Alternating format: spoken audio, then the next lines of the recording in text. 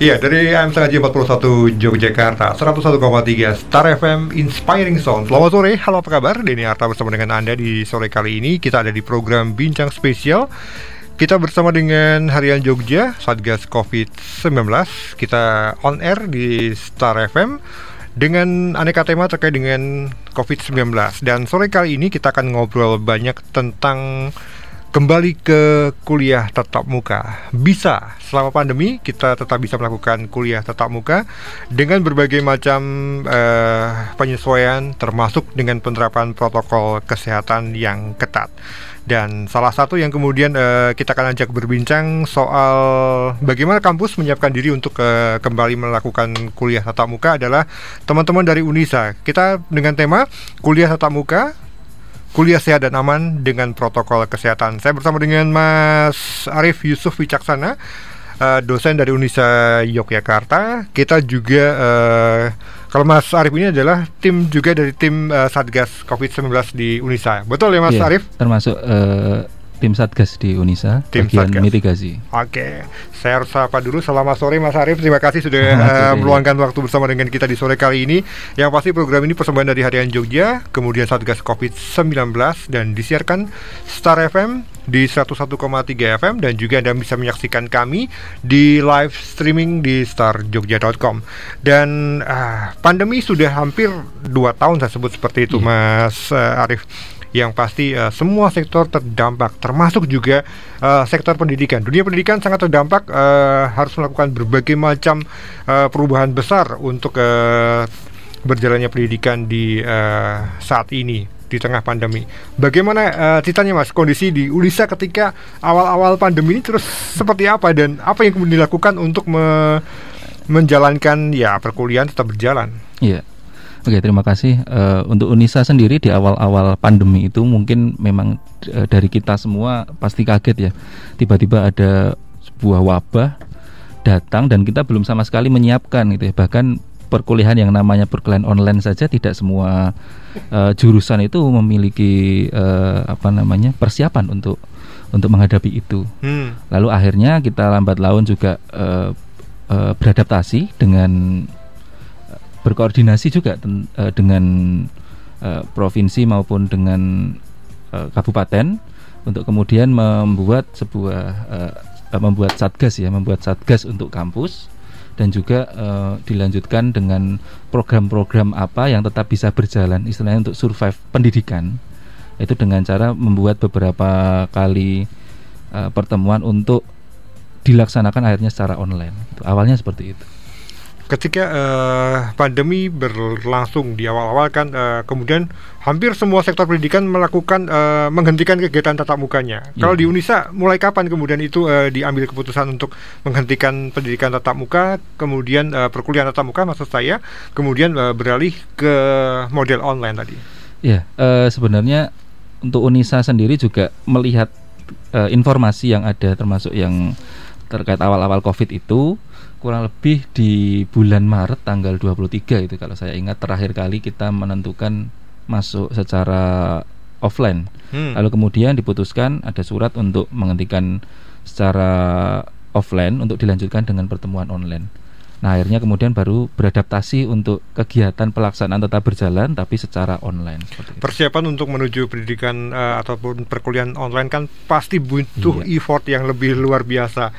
Kemudian apa yang dilakukan oleh teman-teman Unisa ini untuk merubah semuanya menjadi pendidikan perkuliahan secara online? Kan tantangannya pasti banyak. Iya betul. Jadi tantangannya kita beradaptasi juga cukup lama ya. Istilahnya menyesuaikan diri bahwa kita nyaman dengan perkuliahan online. Terkadang kita memberikan materi kepada mahasiswa tapi mahasiswa juga tidak nyaman. Nah, itu yang agak susah adalah beradaptasi untuk kenyamanan itu. Tapi dengan lambat laun kita beradaptasi, dari kampus juga memberikan semacam pelatihan bagaimana menggunakan di kampus ada namanya Lensa Unisa, e-learning Unisa. Jadi sudah ada Lensa Unisa dari kampus itu khusus untuk e-learningnya gitu. Jadi ada pelatihan bagaimana menggunakan e-learning untuk tetap berjalannya pelaksanaan pembelajaran tapi secara online gitu. Terus kemudian juga dilaksanakan pelatihan lain seperti untuk bagaimana mahasiswa melaksanakan secara online tapi tetap memenuhi standar skill dan pembelajaran yang sama seperti offline gitu. Iya, kontribusi Unisa di tengah pandemi sangat luar biasa. Ada banyak hal yang kemudian dilakukan oleh Unisa.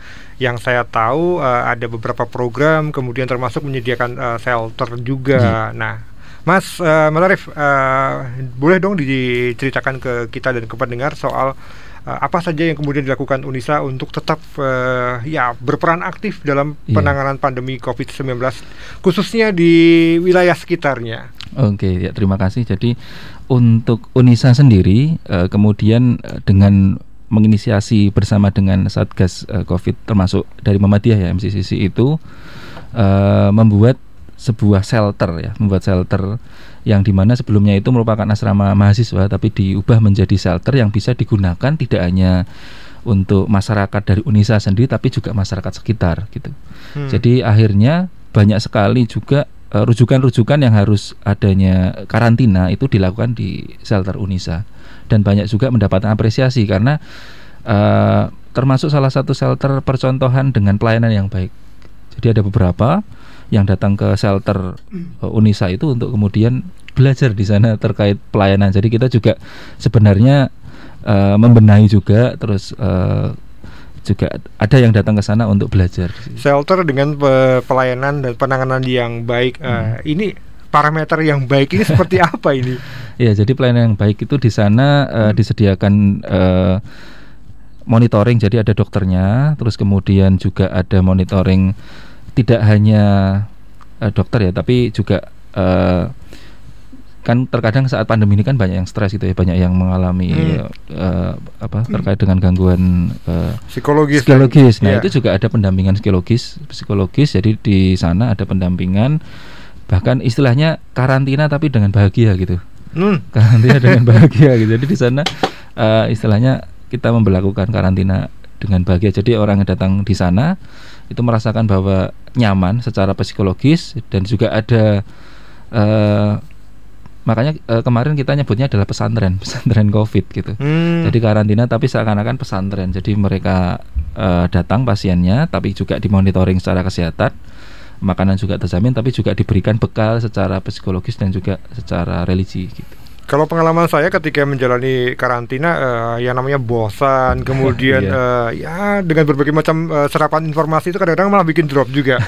Kemudian apa yang dilakukan di shelter sana, Mas? Kalau biar orang nggak bosan, kegiatannya seperti apa? Di sana di shelternya sendiri ada seperti senam itu, jadi ada senam rutin, jadi untuk olahraga pagi, lalu kemudian juga ada pelaksanaan seperti kajian malam hari itu juga ada. Jadi intinya di sana ya dibuat se-enjoy mungkin gitu keadaannya gitu, walaupun mungkin namanya karantina ya, tapi dia dibuat untuk se-enjoy mungkin, bahkan bisa mendapatkan saudara baru. Banyak yang akhirnya di sana mendapatkan teman-teman baru karena ketemu di sana gitu. Oke. Di Unisa sudah ada Satgas COVID-19 untuk level kampus. Apa saja yang dikerjakan oleh teman-teman Satgas ini untuk menyiapkan?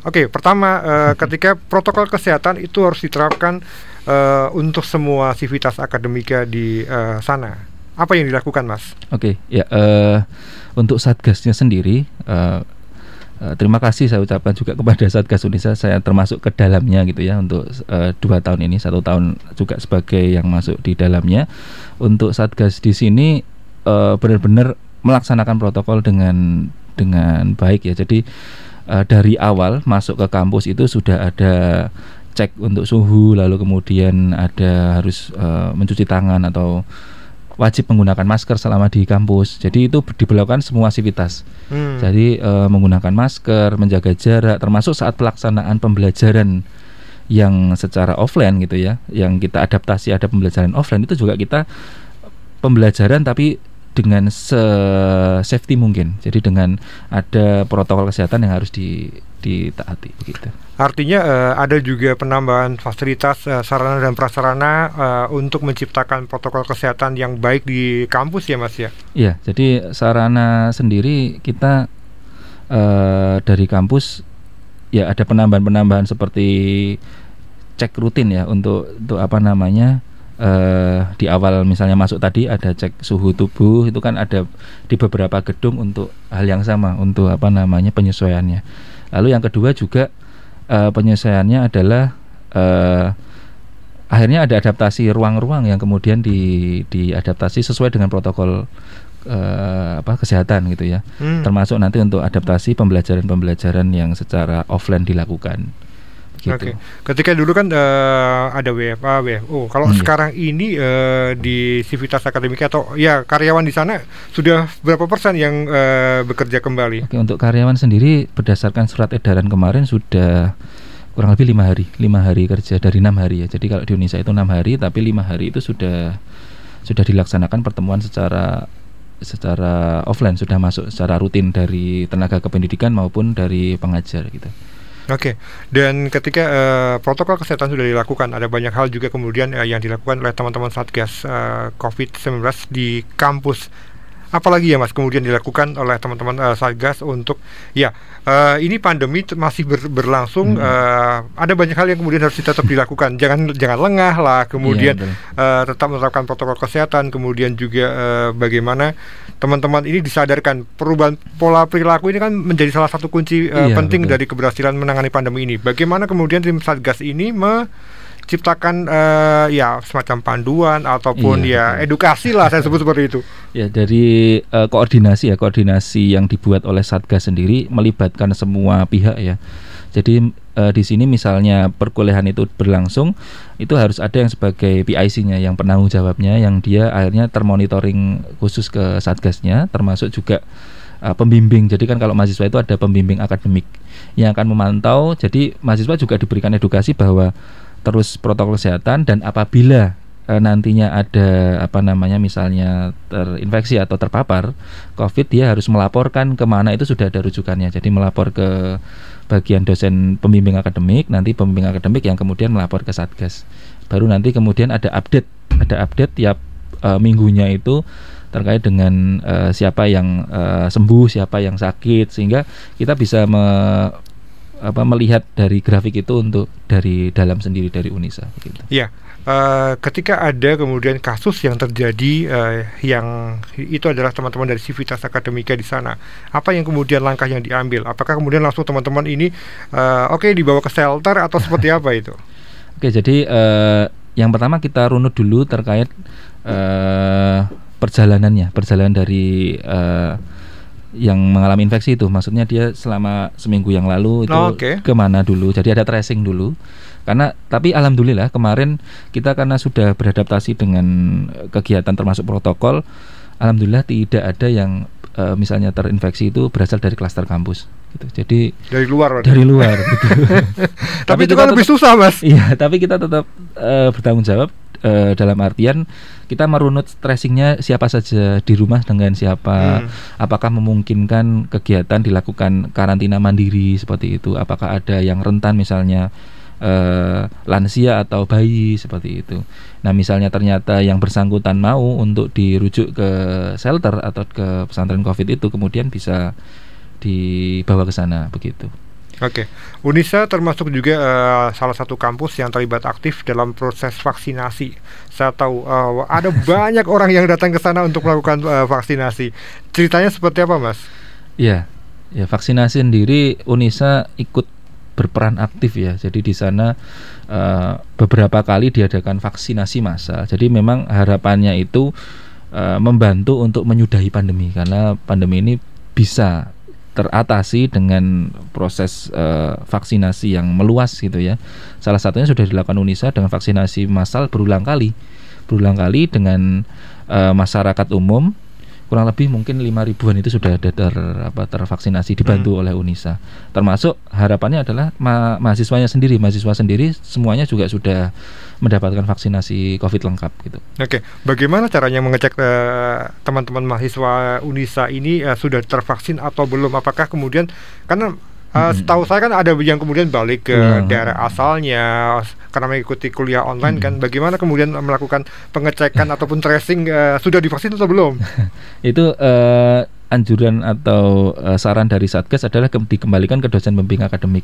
Akhirnya dosen pembimbing akademik yang menanyakan ke mahasiswa bimbingannya sudah vaksin belum, dari mana vaksinnya, sudah vaksin pertama atau vaksin kedua, dari daerahnya daerah mana misalnya, seperti itu. Termasuk apabila ada yang positif di daerahnya pun kita ikut aktif gitu. Bagaimana di sana, sudah dapat penanganan belum, yang dirasakan seperti apa kondisinya, seperti itu. Jadi untuk ngeceknya jumlah vaksinasi di mahasiswa, kita ngecek dengan seperti itu, dengan melibatkan dosen pembimbing akademik yang aktif untuk bertanya gitu. Tapi nanti harapannya ketika sudah di sini semua bisa menunjukkan bahwa mereka sudah divaksinasi semuanya. Kalau secara umum sudah berapa persen sivitas akademika di Unisa ini yang sudah mendapatkan vaksin 1 atau 2? Oke, kalau untuk sivitas atau mungkin pegawai ya, tenaga kependidikan dan juga dosen, insya Allah mungkin 90% itu sudah divaksinasi semuanya, dan semua juga mendapatkan edukasi yang baik tentang vaksin gitu ya. Semuanya bahkan bisa memberikan edukasi kepada orang lain untuk nggak apa-apa kita vaksin gitu. Termasuk memberikan edukasi kepada mahasiswa. Ini menarik soal edukasi vaksin. Kampus ini punya tanggung jawab utama juga untuk melakukan edukasi. Bagaimana kemudian langkah teman-teman Unisa untuk melakukan edukasi ke sekitarnya lah? Ya, kita sebenarnya juga bekerja sama dengan di Humas Unisa itu ya. Jadi kerjasama untuk memberikan edukasi, termasuk promosi terkait dengan vaksinasi dilaksanakan di Unisa.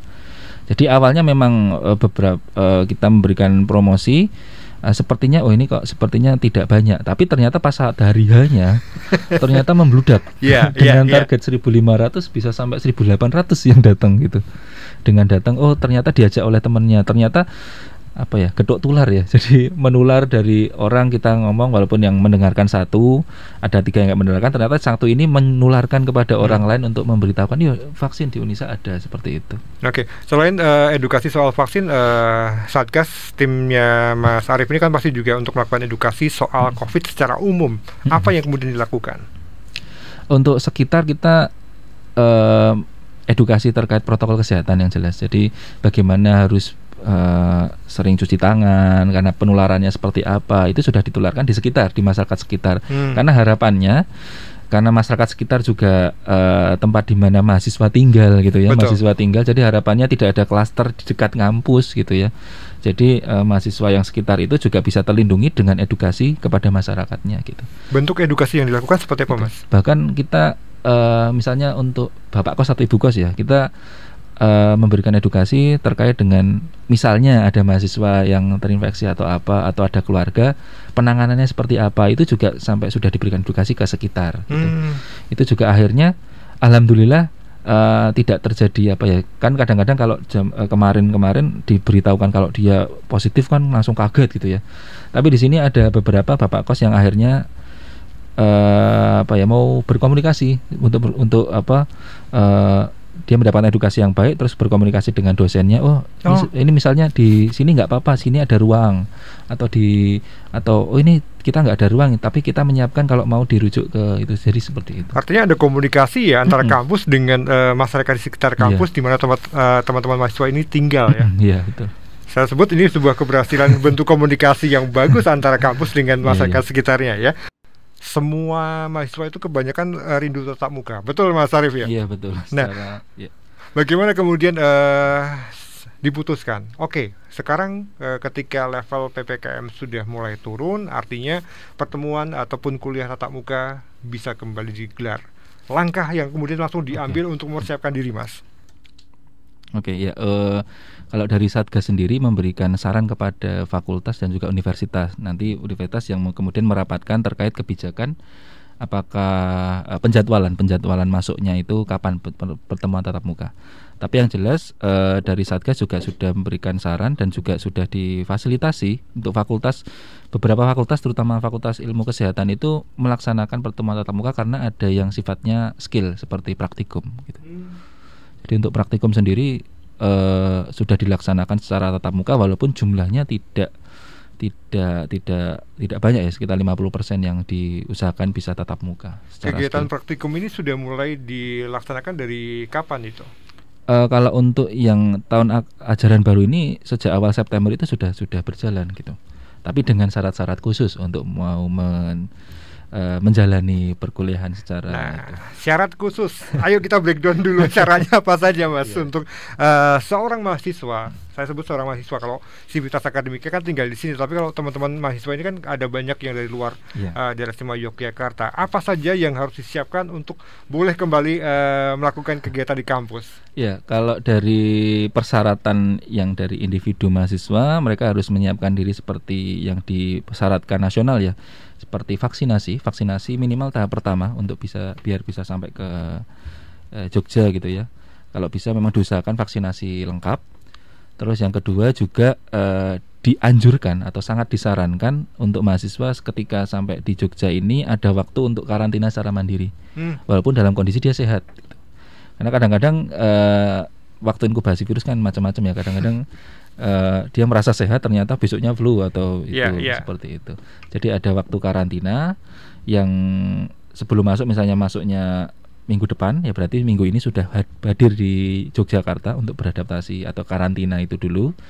Dan nanti kemudian saat sebelum masuknya perkuliahan itu ada monitoring dan juga ada tes lagi untuk memastikan bahwa selama karantina itu memang tidak terinfeksi atau terpapar gitu. Kalau dari kampus Mas Arif, kebijakan karantina ini berapa hari? Kalau karantina hanya disarankan selama 2 minggu kepada mahasiswa untuk sudah berada di Yogyakarta gitu harapannya. Walaupun ada beberapa yang karena kan terkendala tiket kadang-kadang gitu. Kita juga ada yang sifatnya kondisional, misalnya akhirnya mahasiswa datang dengan posisi saya baru dapat tiket segini gitu. Tapi kita tetap koordinasi dengan dosen juga, melihat bahwa dosen itu akhirnya juga memonitoring kondisinya, ditanyakan sedang batuk apa tidak, sedang flu apa tidak, seperti itu. Ketika tidak, nanti kebijakan dari dosen untuk apakah diperbolehkan untuk mengikuti praktik apa tidak. Oke, ketika di ACC lah saya sebut seperti itu, untuk boleh untuk ke kampus melakukan kegiatan kuliah tatap muka ataupun praktikum, apa yang mereka harus para mahasiswa ini harus melakukan apa saja? Protokol kesehatan pasti ya. Oke, iya, untuk protokol jelas secara edukasi sudah ada tahapan yang harus dilalui mahasiswa. Selain itu juga ada persyaratan khusus, walaupun ini sifatnya adalah kembali ke fakultas. Apa itu Mas?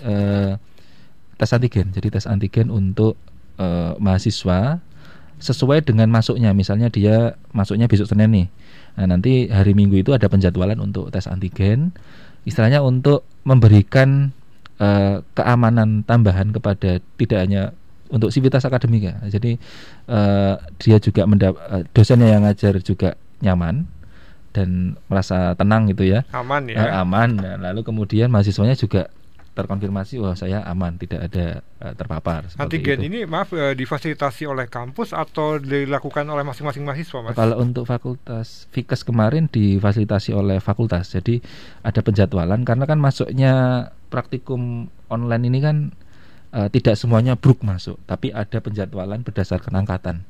Seperti apa itu ilustrasinya? Ilustrasinya jadi tidak terus tiba-tiba September semua angkatan masuk gitu, enggak. Jadi ada rolling. Karena praktikum itu kan juga masih berjalan 50% yang offline. Yang tatap muka. Sehingga rollingnya itu adalah diutamakan yang memang butuh untuk skill, dan apalagi yang dia mau PKL gitu misalnya. Terutama angkatan semester 5 dan semester 7. Nah, sehingga dia yang diberikan waktu dulu untuk dia melaksanakan praktikum secara offline atau tatap muka. Baru nanti secara diutamakan bergantian ya, yang bulan November ini angkatan 2020 dan besok yang angkatan baru yang kemarin masuk 2021 itu insya Allah ada yang pelaksanaannya di bulan Desember. Gitu. Sudah ada tahapan-tahapan yang sudah kemudian ada tahapan pembagiannya. Ini ya. Tapi kalau untuk kuliah tatap muka selain praktikum sudah mulai dilakukan di sana, Mas? Kalau menurut surat edarannya itu sudah ada kebijakan mengarah ke sana. Jadi harapannya itu Januari bisa dilaksanakan 50% untuk petualang tatap muka yang memang urgent dilakukan tatap muka. Jadi teori tapi urgent harus tatap muka kan ada, misalnya kayak apa itu? Kayak misalnya jurusan apa ya? Yang harus ada mimik muka yang apa ya istilahnya dalam mengajarnya itu kok kayaknya kalau online ini nggak bisa nih, harus tatap muka gitu. Ada kebijakan seperti itu. Untuk pelaksanaannya kurang lebih insya Allah di Januari akan dilaksanakan itu. Dengan penerapan protokol kesehatan tadi dengan 50% kapasitas, artinya ada konsekuensi yang kemudian harus diambil, misalnya menambah ruangan ataupun menambah jam. Ini apakah itu ya terjadi juga, Mas? Ya, akhirnya kita ada konsekuensi karena akhirnya kan ada win-win solution. Win-win solutionnya itu untuk pengaturan jadwal yang sesuai dengan yang ditentukan oleh nasional, yaitu 50% terisi. Itu akhirnya ada penambahan waktu. Tapi kita juga tetap melihat kesehatan dari yang pengajar juga. Tidak mungkin pengajarnya itu untuk mengulangi. Misalnya dibuat seharusnya kalau dia normalnya 3 kali tatap muka dalam 1 minggu, tapi karena memang harus berganti ruang dan juga orangnya, sehingga menjadi 4 kali atau 5 kali, kita juga menyesuaikan dengan kemampuan dari pengajarnya. Jadi atau kalau enggak menambah tenaga pengajar untuk mengajar yang di praktikum seperti itu. Ya, penerapan protokol kesehatan menjadi salah satu kunci penting keberhasilan dari kuliah tatap muka di kampus. Kita tidak berharap adanya kasus, Mas, yang terjadi di tengah pendidikan ataupun kuliah tatap muka. Tetapi jika ada kejadian itu, apakah sudah ada SOP-nya? Akan dibawa seperti apa nanti kasusnya? Ya, kalau untuk SOP-nya ya secara yang diterapkan di sana dari Satgas sendiri, kita akan misalnya mahasiswa yang terkonfirmasi, dia melaporkan, terus kemudian kita akan lakukan tracing untuk menanyakan, misalnya dia praktikum minggu lalu, praktikum dengan siapa saja, satu kelompoknya dicek. Tapi kita juga melihat tidak langsung cek diminta untuk langsung datang ke rumah sakit, itu tidak, tapi melihat kondisinya, kondisi mahasiswanya dalam kondisi sehat walafiat enggak, yang lainnya gitu. Bahkan ada beberapa yang akhirnya dia di online kan dulu, beberapa yang dia kontak erat itu tadi, untuk melihat beberapa hari apakah timbul gejala apa tidak. Begitu kalau untuk melihat tracingnya seperti itu. Walaupun selama ini tidak ada yang langsung mengalami, alhamdulillahnya nggak ada klaster di pembelajaran gitu. Tetap dari luar ya. Tetap dari luar. Mas, ketika kuliah tatap muka ini menjadi sebuah keharusan yang akan dilakukan, apa yang kemudian menjadi konsen dari Satgas COVID-19 Unisa terkait dengan kesiapan semuanya untuk kita akan kembali ke kampus dengan kuliah yang aman, nyaman, tetap memperhatikan kesehatan juga. Apa yang jadi konsennya? Oke. Untuk dari Satgas sendiri tetap memberikan edukasi kepada masyarakat Unisa dan masyarakat secara luas bahwa kita masih berada dalam kondisi pandemi, terutama walaupun tingkat kasusnya sudah di bawah, positif rate-nya di bawah 1%, tapi kita tidak boleh jumawa. Karena kejadian gelombang kedua kemarin juga karena kita lengah gitu ya, akhirnya timbul dengan jumlah yang luar biasa besarnya di nasional gitu ya. Jadi secara edukasi menyarankan untuk tetap menerapkan protokol kesehatan ya, termasuk penggunaan masker di situasi yang memang crowded atau di lingkungan yang minim sirkulasi udara. Kita harus menggunakan masker dan juga sering mencuci tangan untuk mencegah resiko penularannya, begitu. Oke, vaksinasi menjadi kunci penting juga untuk di tengah pandemi seperti saat ini. Tetapi apa yang kemudian bisa tim Satgas COVID-19 Unisa ini sampaikan terkait dengan vaksinasi sudah, tetapi ada banyak hal yang tetap harus diperhatikan. Ini penting juga ini karena saya sudah dong aman berarti gitu kan. Iya, selain vaksinasi ya, jadi memang vaksinasi itu salah satu upaya atau ikhtiar kita untuk mencegah kita tertular ya, terutama tertular dengan gejala yang berat gitu. Istilahnya berarti kita masih ada kemungkinan resiko tertular walaupun tidak bergejala berat, dan di mana ketika kita tertular kita juga berisiko menularkan kepada orang lain. Itu yang kita kadang tidak menyadari itu. Jadi walaupun kita sudah vaksinasi, pentingnya juga kita harus menerapkan protokol kesehatan, termasuk edukasi dan mengetahui bahwa ketika kita sedang sakit, bagaimana etika kita sedang sakit, bagaimana kita mengkarantina diri, itu yang kadang-kadang masyarakat lupa gitu. Jadi bahasanya saya ya udahlah biar saya tertular, saya tetap jalan-jalan gitu. Jangan, nggak boleh ya. Kadang-kadang kan masyarakat tidak bisa maknai bahwa penularan itu bisa terjadi karena kita yang lengah. Itu misalnya kita yang tertular, ya kita menyadari bahwa saya posisinya sedang menularkan, saya sedang batuk misalnya seperti itu, ya sudah kita mengkarantina diri. Itu yang sudah kita terapkan juga, mengedukasi kepada mahasiswa. Nah, mahasiswa kan menjadi salah satu kunci juga untuk pola perubahan perilaku di tengah masyarakat, apalagi mereka dengan mobilitasnya lebih tinggi, betul. Mas. Apa yang kemudian dilakukan oleh pihak kampus untuk memotivasi mahasiswa ini, Mas? Iya, sebenarnya ini itu ya, untuk apa? Kita sebenarnya senang juga kalau kita kembali normal gitu ya, kembali normal. Termasuk mahasiswa juga sudah sangat merindukan itu. Ya, cuman kita memberikan terus saran-saran kepada mahasiswa di semua yang ada di Yogyakarta maupun di Unisa sendiri untuk tetap mematuhi protokol, dan ingat bahwa penularan itu bisa terjadi ketika kita lengah dan ketika kita tidak sadar bahwa ternyata kita terinfeksi seperti itu. Gitu. Jadi kita harus sadar diri lah, termasuk kepada mahasiswa, walaupun kegiatannya banyak di luar, harus menjaga imunitas tubuh juga. Apalagi sekarang musim hujan seperti sekarang ini, kita harus menjaga imunitas dan juga menjaga diri untuk biar tidak terinfeksi COVID gitu. Ya, menutup obrolan kita di kesempatan sore kali ini terkait dengan libur Natal dan Tahun Baru, ada kekhawatiran, Mas. Iya. Ada gelombang ketiga. Suara kampus terkait dengan hal ini ataupun harapan dari pihak kampus kepada masyarakat secara umum, Mas, secara global, apa yang kemudian kita harus lakukan bareng-bareng agar tidak muncul kasus besar seperti halnya ketika gelombang kedua di Juni, Juli sampai Agustus kemarin? Iya, jadi harapan dari kampus ya, untuk masyarakat tetap sadar bahwa kita masih berada di situasi pandemi, walaupun roda ekonomi tetap harus bergerak, karena mau nggak mau kita hidup itu harus dengan roda ekonomi itu, tapi tetap memahami bahwa tubuh kita ini tidak selamanya juga dalam kondisi yang fit. Jadi kita harus paham bahwa imunitas itu penting, termasuk menjaga diri, menjaga lingkungan kita, dan juga mematuhi protokol kesehatan. Walaupun dalam kondisi sekarang ini yang sudah turun ya kasusnya ya, tapi landai, tapi harapannya tidak ada kasus lagi, karena harapan nasional adalah ketika 6 bulan landai berarti kita sudah bisa turun untuk levelnya secara nasional. Oke. Itu adalah kuncinya adalah protokol kesehatan kapanpun, dimanapun, dan jangan lengah. Iya. Sudah divaksin bagus, tetapi jangan kemudian melepaskan semua atribut protokol kesehatan. Itu adalah kunci kita untuk tetap berjalan berdamai dengan kondisi pandemi COVID-19. Mas, terima kasih sudah ngobrol di kesempatan sore kali ini. Yang pasti ada banyak hal menarik yang dilakukan oleh teman-teman dari Unisa terkait untuk bagaimana menyiapkan diri kampus siap untuk menerima perkuliahan tatap muka dengan protokol kesehatan agar kuliah itu aman, nyaman, dan tetap sehat. Terima kasih untuk kebersamaannya di kesempatan sore kali ini. Kita tadi sudah ngobrol bersama dengan teman-teman dari Unisa terkait dengan tema kita sore kali ini di program Bincang Spesial, persembahan dari Harian Jogja dan Satgas COVID-19, disiarkan oleh 101,3 Star FM dan juga live streaming di starjogja.com. Terima kasih untuk kebersamaan Anda. Denny Atta pamitan, selamat sore dan sampai jumpa.